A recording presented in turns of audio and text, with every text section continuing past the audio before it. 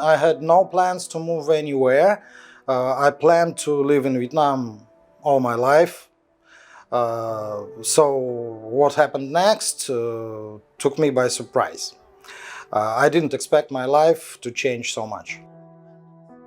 My name is Sergei Kuropov. I'm a journalist, blogger, and a political immigrant in Canada. I came to Canada because I was persecuted, politically persecuted by two regimes, Russian regime and Vietnamese regime.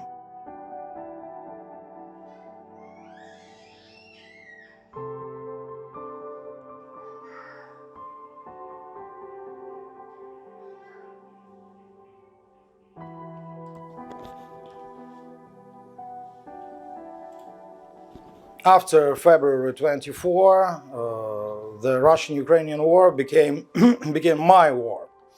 I began to support Ukraine with information, began to write a lot about it, about the war, and motivate people to support Ukraine.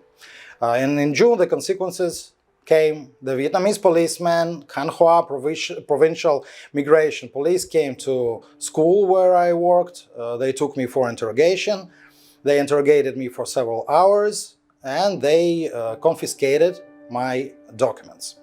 After that, they called me for interrogations many times. In total, they called me for interrogation 6 or 7 times.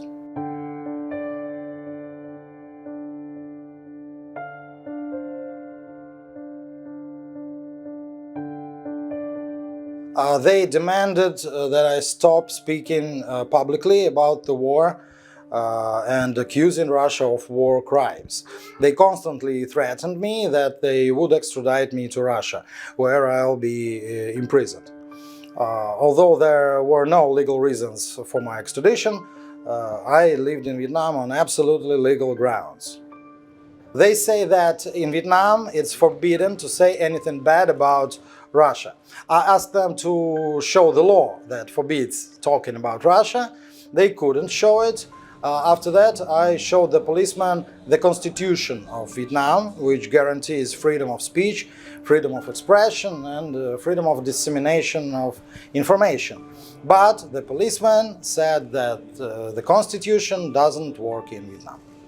They said it openly and very, very clearly. The Constitution doesn't work here. You know, one policeman, informally, in a private conversation, he said that Russia is a big brother of Vietnam, and to oppose Russia means the same as to oppose Vietnam. He said like that.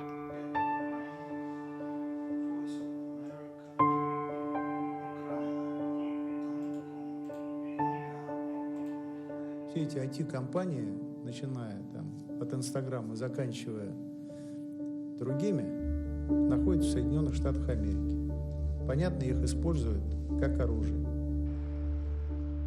One day I was suddenly called to police immigration office, and I saw two guys. They were in civilian clothes. They said they came from Hanoi, specifically for my case. I didn't see their documents, but they looked like state security officers. Their behavior, their manners, and you know, we talked about 3 hours. So they interrogated me. At the end, they forced me to write one very strange document. In this letter, I promise not to influence Vietnamese foreign policy. Yes, that's exactly how it was phrased. So I promised them not to influence Vietnamese foreign policy. It was very strange because I'm not a politician, I'm just a blogger. And they forced me to write that letter. It looked really strange. I'm sure that Vietnamese authorities were under pressure of Russia. Vietnamese people, they are very proud of independence of Vietnam.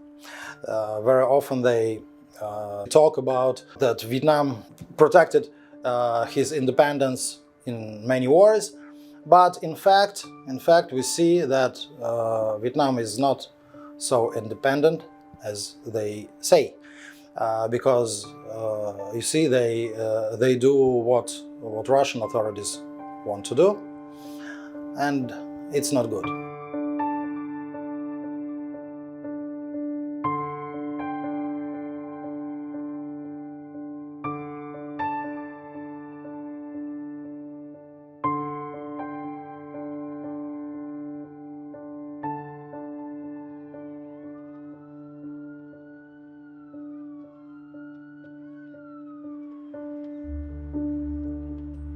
I talked to my oldest daughter about this. She's 6, and at the level of 6 years old child, she understands everything clearly.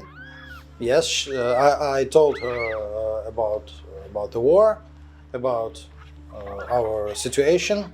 I had to tell her that if we don't go to Canada, so Daddy will be imprisoned. What do you think about that? Of course, she said, "No, Daddy, let's go to Canada." As for every immigrant, it's difficult. Yes, I have to start my life, in fact, from the beginning. I need to find new job. I need to enroll my children into schools. So yes, it's difficult, but most importantly, that I'm free. I'm free. I'm happy, and now nobody can arrest me or shut my mouth.